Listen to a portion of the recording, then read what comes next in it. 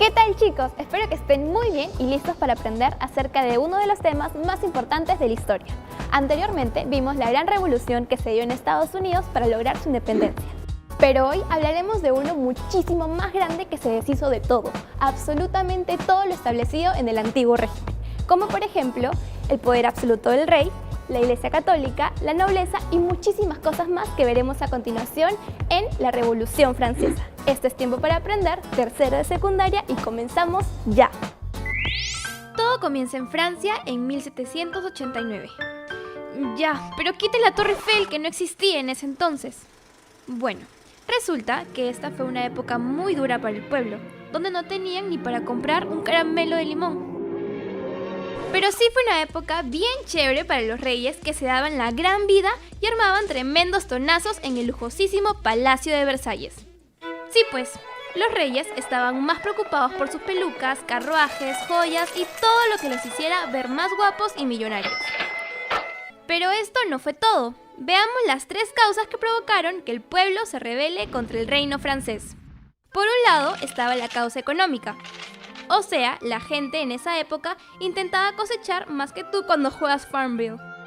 Pero casi todo se les moría, lo que causó una alza de precios en la poca producción de las cosechas. Y mientras esto pasaba con el pueblo, ¿sabes qué hacía el rey? Pues estaba tomando un baño en su tina de oro.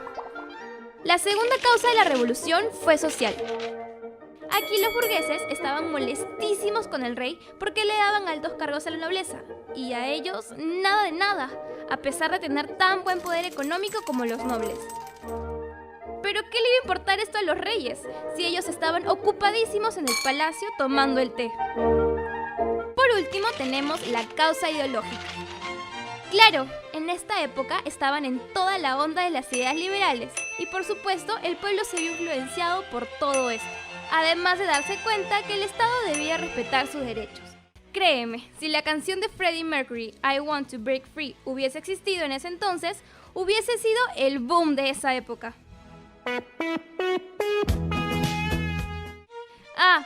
Pero mientras el pueblo estaba con todas las ideas liberales rondando por sus cabezas, ¿sabes qué hacía el rey?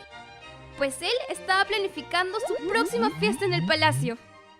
¿Sabes quién era el rey tan despreocupado que estaba a cargo de Francia en este tiempo?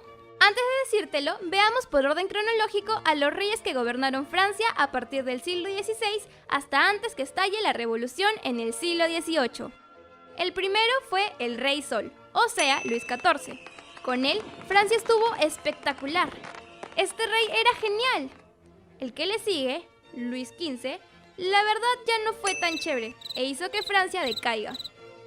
Pero el que remata la mala situación de este país es este rey gordito y bonachón llamado Luis XVI, quien carecía de carácter y le hacía caso en todo a su reina austriaca, María Antonieta. No es la bruja del 71, pero el pueblo francés la veía como una verdadera bruja. Era tan antipática que le habían puesto de apodo Madame Déficit y Loba Austriaca. Ambos se casaron y ascendieron demasiado jóvenes al trono de Francia en 1774. ¡Oh, Dios mío! ¡Vamos a reinar demasiado jóvenes! Guíanos y protégenos de nuestra inexperiencia. Bueno, Dios no los protegió mucho de eso, porque su inexperiencia hizo que la crisis en Francia se desate por completo. Veamos qué más pasó en esta historia. El 5 de mayo de 1789, el rey Luis XVI convocó una asamblea o reunión llamada Estados Generales, donde acudieron los 3 estamentos del antiguo régimen para tratar de solucionar el resentimiento que le tenía el pueblo a los otros 2 estamentos. Las cosas salieron muy mal, ya que siempre se favorecía al estamento de los privilegiados al momento de tomar decisiones. Los representantes del pueblo se vieron fastidiados con el sistema de votación que existía.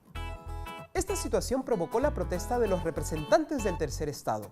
Ellos, junto con algunos de los otros 2 estamentos, que también se encontraban en contra de este sistema, unieron fuerzas y conformaron la Asamblea Nacional el 17 de junio, considerándose así los verdaderos representantes de Francia. Oye, ¿qué paja este cuadro? Es conocido como el juramento del juego de la pelota. Pero no no todos están levantando las manos porque prometen jugar bien al fútbol, sino porque se comprometen a estar unidos y luchar, formando así una asamblea constituyente que se mantendría hasta que en Francia se cree una constitución. Este fue un momento trascendental para la Revolución Francesa y también fue uno de los momentos que hizo temblar de miedo a Luis XVI. ¿Sabes qué es la Bastilla, no? La Bastilla era una fortaleza gigante que estaba en París, que funcionaba como una prisión real, y también era un símbolo del absolutismo monárquico. Precisamente por eso, el pueblo la asalta y demuele en un acto que sería históricamente recordado como la toma de la Bastilla, el 14 de julio de 1789. Esto significaría el término del antiguo régimen y el inicio de la Revolución Francesa. Las noticias de esa gran rebelión llegaron a oídos del rey gordito y bonachón que nunca quiso escuchar a su pueblo. Es así que surge uno de los diálogos mejor conservados a lo largo de la historia entre Luis XVI y un mensajero. ¿Es una revuelta? ¡No, señor! ¡Esto es una revolución! París era un verdadero caos. Pobre Luis XVI. Luego de ese suceso, el 26 de agosto se aprobó la Declaración de los Derechos del Hombre y del Ciudadano, documento que contiene principios de igualdad, libertad y fraternidad. Por otro lado, Luis XVI y su familia intentaron fugar, pero fueron capturados y después de una larga lucha, la Asamblea promulgó la Constitución de 1791, convirtiéndola en una monarquía constitucional. A partir de 1792, la revolución entró a una fase de radicalización y acabó con lo poco que quedaba del antiguo régimen. Los revolucionarios burgueses establecieron una república que pronto se tornó en una dictadura. En este año, Austria y Prusia aprovecharon la situación e invadieron Francia, pero el pueblo los enfrentó sin mucho éxito. El pueblo se molestó mucho y por eso formó una nueva asamblea. ¿Sabes cómo se llamó? La Convención, y estuvo conformada por dos grupos, los girondinos o moderados y los jacobinos o extremistas radicales. La primera fase de la Convención estuvo dominada por los girondinos. Fue aquí donde Luis XVI es sentenciado a morir en la guillotina el 21 de enero de 1793. Ellos fueron los jacobinos, bajo la dirección de este hombre, Maximilien Robespierre, tu terror. Es que en verdad fue un hombre muy pero muy radical. Alucina que esta fase también se le conoció como el periodo del terror, ya que fueron guillotinadas más de 50.000 personas, incluyendo a la loba austriaca, o sea, a la queridísima María Antonieta. Además, se dieron otras medidas como el sufragio solo masculino, la reforma agraria y la instrucción obligatoria a partir de los 12 años. ¡Imagínate! Robespierre era más malvado que el Guasón. Esto no le gustó al pueblo. Por eso, en julio de 1794, fue destituido y ejecutado. Lo bueno es que la Convención aprobó una nueva constitución en 1795. Y con esto se restablecieron muchas cosas en Francia como el sufragio por censo. Además, se crearon dos cámaras legislativas y el poder ejecutivo recayó en un directorio. Este directorio estuvo compuesto por 5 miembros. Desde sus inicios, el nuevo régimen, que era el parlamentario, tuvo que enfrentar una constante oposición sumada a una crisis económica que no tenía muy contenta a la población. Pero las cosas comenzaron a mejorar en el ámbito externo, donde comenzó a destacar la figura del joven general Napoleón Bonaparte, quien protagonizó brillantes campañas en Italia y Egipto.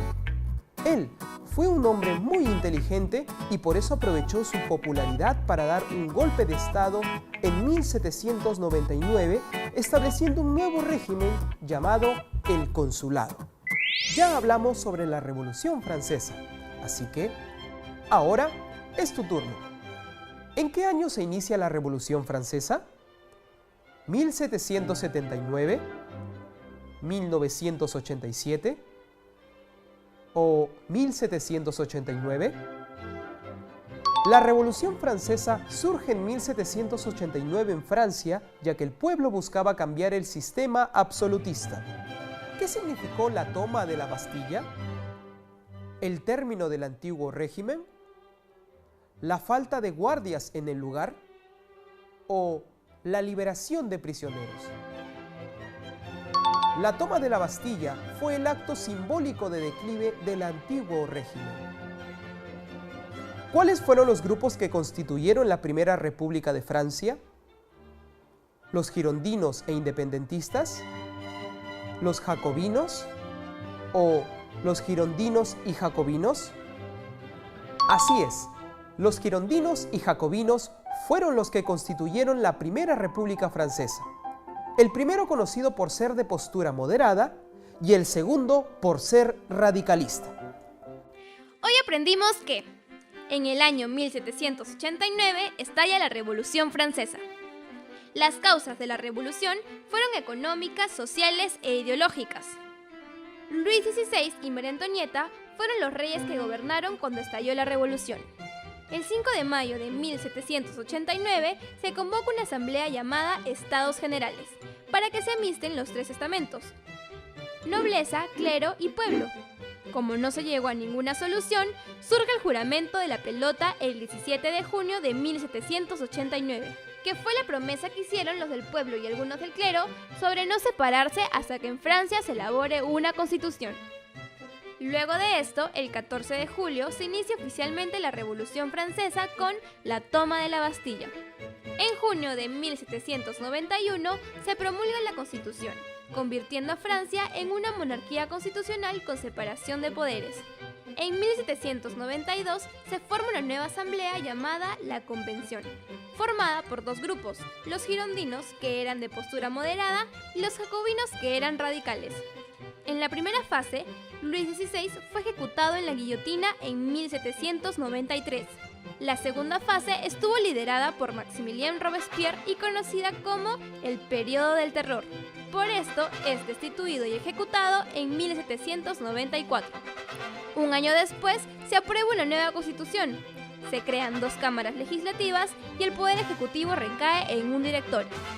Ya hemos visto anteriormente los cambios tan drásticos que pueden causar las revoluciones en el mundo.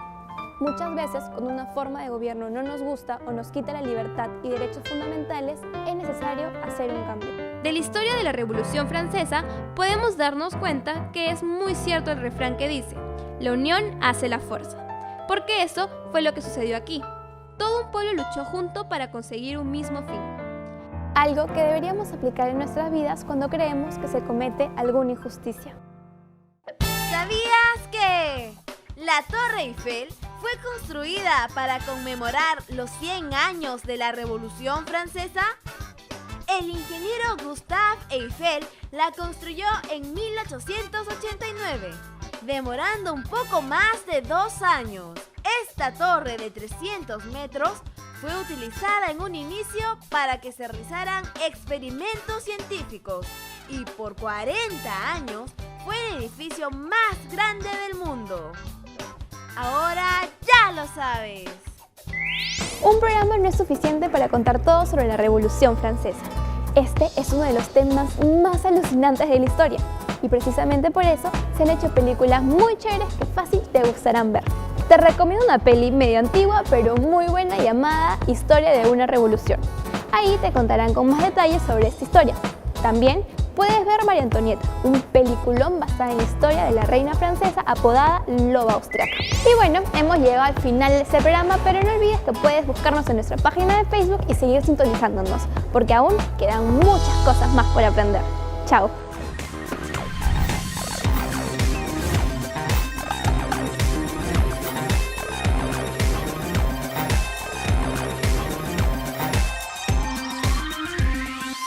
En el próximo programa hablaremos acerca de la era napoleónica. ¡No te lo pierdas!